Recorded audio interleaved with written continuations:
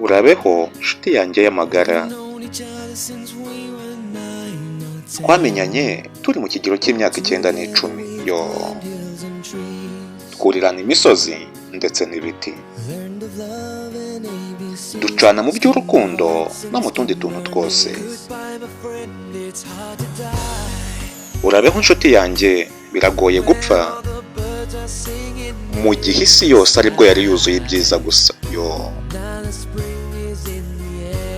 Ubu ngubu ahantu hose huzuye ibyiza gusa. Ati abakobwa beza bari hose, jya untekereza nzaba mpari. Ati twarishimye twaranezerewe rwose. Ati ariko biriya bihe byose twaciyemo byose byashiranye n'igihe. Urabeho papa, ndakwinginze jya unsengera. Ati nari umwana w'ikirara mu muryango, ariko wagerageje kunyigisha gutandukanya icyiza n'ikibi.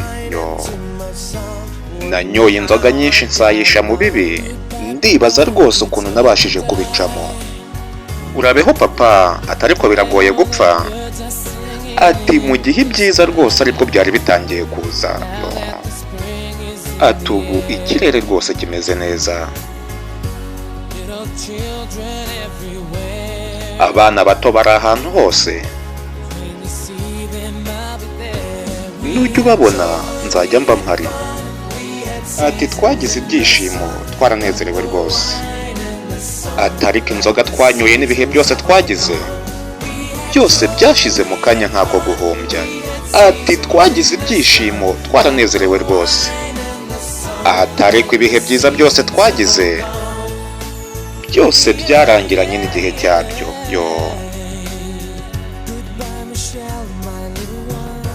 Ati urabeho Michelle, mukunzi wanjye nkunda.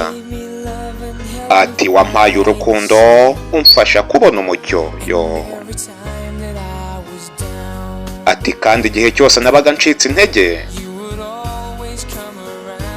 ati wabaga undi hafi maze ukankomeza.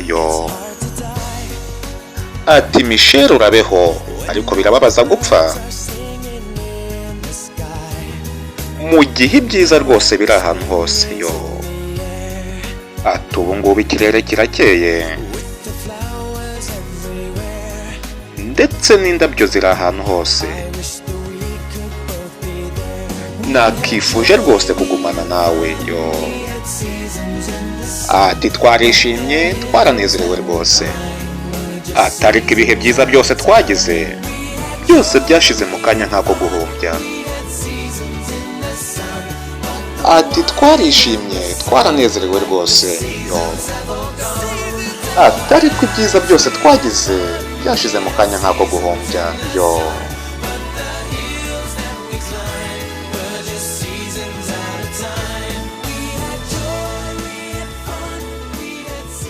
Akaririmbo ni Season of the Sun ka Westlife, umusobanuzi we ni Robin nk'ibisanzwe.